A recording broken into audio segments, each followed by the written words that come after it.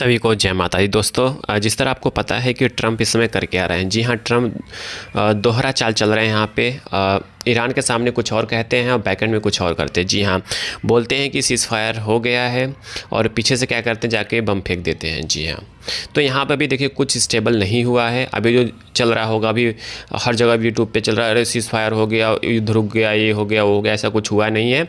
जब तक कि आपको साक्षात आँख से दिखाई ना दे दे, वीडियो सच में देख ना लो आप कि हाँ सब कुछ हो गया है, सब कुछ ख़त्म हो गया है, तभी आप मानिएगा। इस डोनाल्ड ट्रंप पे आप कभी विश्वास नहीं कर सकते, ना करिए। कभी कुछ कहेगा, कभी कुछ कहेगा, क्योंकि वो खुद इंट्राडे करता है, इनसाइड ट्रेडिंग करता है। जी हाँ, तो इनसाइड ट्रेडिंग करने के लिए कुछ भी कर सकता है, तो इससे आप सतर्क रहिए। चलिए हम बात करते हैं अब एक ऐसे टॉपिक के बारे में जिसे आपको जानना बहुत ज़रूरी है। देखिए क्या होता है कि जब कोई वार होता है, उस वार से कहीं ना कहीं इम्पैक्ट पड़ता है। जी हाँ, तो ईरान वार से इंडियन ऑटो सेक्टर पे क्या इम्पैक्ट पड़ेगा उसके बारे में जानने की कोशिश करेंगे, और कैसे पड़ेगा तो वो जानिए। देखिए क्या है कि जितनी भी गाड़ियाँ चलती है, दो ही चीज़ चलती है, ठीक है। एक आपको मिलेगा सीएनजी मिलेगा, एक आपको मिलेगा पेट्रोल डीजल प्लस ईवी मिलेगा। जी हाँ, तो यहाँ पे जो इंडिया में सबसे अधिक चलने वाली जो गाड़ियाँ हैं वो सीएनजी है, पेट्रोल डीजल चलने वाली गाड़ियाँ हैं। फिर उसके बाद होता है आपका ईवी। जी हाँ, तो यहाँ पे जो डायरेक्टली इम्पैक्ट पड़ने वाला, जो जितनी भी ऑयल वाली कंपनियाँ हैं, सॉरी ऑयल वाली जितनी भी गाड़ियाँ हैं, वहाँ पे सीधा डायरेक्टली इम्पैक्ट पड़ने वाला। तो यहाँ पे देखेंगे, ऑल ओवर देखेंगे तो 85% जो है आपका, अब यहाँ पे मान सकते हो ऑयल वाली कंपनी मतलब डीजल पेट्रोल वाली है। तो यहाँ पे देखेंगे सीधे डायरेक्ट इम्पैक्ट पड़ने वाला। कैसे? क्योंकि यहाँ पे आप जिस तरह देख रहे हैं कि क्रूड ऑयल का जो प्राइस है वो लगातार बढ़ता चला जा रहा है और रुकने का नाम नहीं ले रहा है। और फ्यूल प्राइस की बात करें तो फ्यूल प्राइस इंडिया में सर्टेन है, कांस्टेंट पड़ा हुआ है, कोई बढ़ नहीं रहा है ना घट रहा है। जी हाँ, जिस दिन बढ़ना चालू होगा उस दिन आप समझ सकते हो कि आपके जेब पे इम्पैक्ट पड़ेगा, हर जगह इम्पैक्ट पड़ता हुआ दिखाई दे सकता है।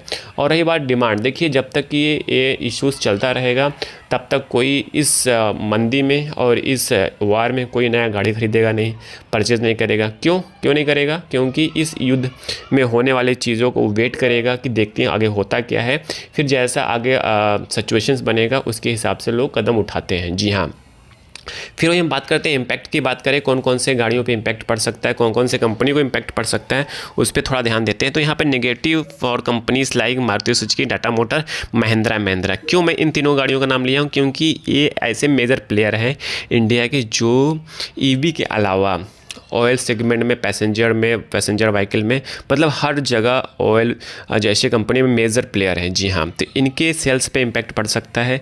मारुति सुजुकी के, टाटा मोटर और महिंद्रा के गाड़ियों पे अच्छा खासा इम्पैक्ट पड़ सकता है। इसके अलावा भी कंपनियां हैं जैसे हुंडई की हो गई, ठीक है, उनके गाड़ियों पे भी इम्पैक्ट पड़ सकता है। तो कहने का मतलब ऑल ओवर ये है कि अभी ईवी सेक्टर जो है ना बूम पे नहीं है।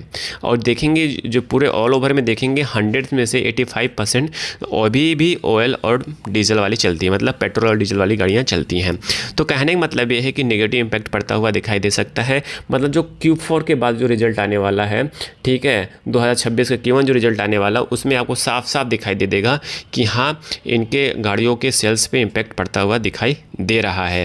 फिर वही हम बात करते हैं डिमांड स्लो डाउन की बात। देखिए गाड़ी का डिमांड तो स्लो डाउन होगा ही होगा, क्योंकि जब भी कोई वार होता है, अनसर्टेन मार्केट होता है, तो वहाँ पे लोग क्या करते हैं, पैसा बचाने की कोशिश करते हैं और इस वार में अपने आप को सेव करने की कोशिश करते हैं। जी हाँ, तो यहाँ पे देखेंगे high fuel price plus inflation, लोगों का जेब पे भारी पड़ेगा। मतलब जिस तरह प्राइस बढ़ेगा और इन्फ्लेशन बढ़ता हुआ दिखाई देगा तो महंगाई बढ़ेगी। जब महंगाई बढ़ेगी तो चारों तरफा से तो लोग क्या करते हैं, जो ज़रूरतें चीज़ें होती हैं, जो लगता है कि हाँ इसके बिना काम नहीं चल पाएगा, फिर वहीं पे पैसा डालते हैं, उसी जगह कुछ ना कुछ खरीदने की कोशिश करते हैं। और जहाँ पे लगता है कि हाँ भाई काम चल जाएगा, तो वहाँ पे वो खरीदने से और लेने से बचते हैं। जी हाँ, तो इस चीज़ का ध्यान दीजिएगा आप, ठीक है।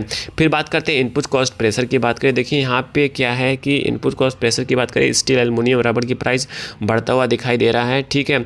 तो इसका इम्पैक्ट कहीं ना कहीं जितनी भी गाड़ियाँ हैं, क्योंकि जो भी गाड़ियाँ मैन्युफैक्चर होती है स्टील, एल्युमिनियम, रबड़ के अलावा जितने भी गाड़ियाँ बनती हैं इसमें यूज़ होती ही होती हैं। तो कहने का मतलब है इनके बिना गाड़ियाँ क्या अधूरी हैं।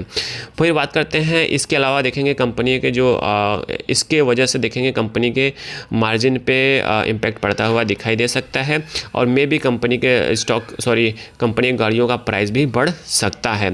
फिर बात करते हैं हम यहाँ पे सीधे बात करते हैं कंपनी के स्ट्रेटेजी क्या, जैसे कि आप स्टॉक मार्केट में हैं, ट्रेड करते हैं, तो आपकी स्ट्रेटेजी क्या होनी चाहिए, थोड़ा उस पर डाल दें। देखिए शॉर्ट टर्म में देखेंगे तो वारस कलेक्शन जो चल रहा है, ऑटो सेक्टर बियरिश और अंडर प्रेशर में रह सकता है और मीडियम टर्म के लिए ये हो सकता है, ठीक है।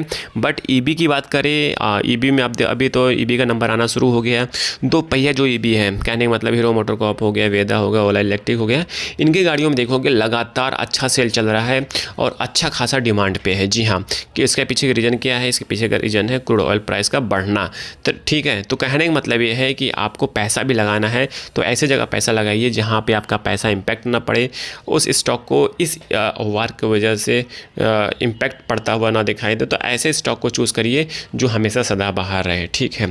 कहने का मतलब है कि आप हेल्थ सेक्टर को देख सकते हो, हेल्थ सेक्टर पर इतना इम्पैक्ट नहीं पड़ेगा, ठीक है। इस तरह का IT सेक्टर थोड़ा देख सकते हो, इस तरह के स्टॉक को आप देखिए, और FMCG जैसे स्टॉक को भी आप देख सकते हैं। जिस तरह के सेक्टर को देखिए जहाँ पे आपको लगे कि हाँ स्टॉक प्राइस अच्छा मोमेंटम करे, अच्छा तेज़ी करे। तो कहने का मतलब ये है कि इस तरह के स्टॉक से बचिए जहाँ पे आपको लगे कि वार के वजह से यहाँ पे सेलिंग प्रेशर देखने को मिल सकता है, अंडर परफॉर्मेंस देखने को मिल सकता है। तो इस तरह के स्टॉक से बचिए। तो आई थिंक सारी इन्फॉर्मेशन आपको समझ में आ चुकी होगी। समझ में आ चुकी, प्लीज़ लाइक एंड सब्सक्राइब करिएगा, दोस्तों के साथ जरूर शेयर करिएगा। Thank you for watching this video.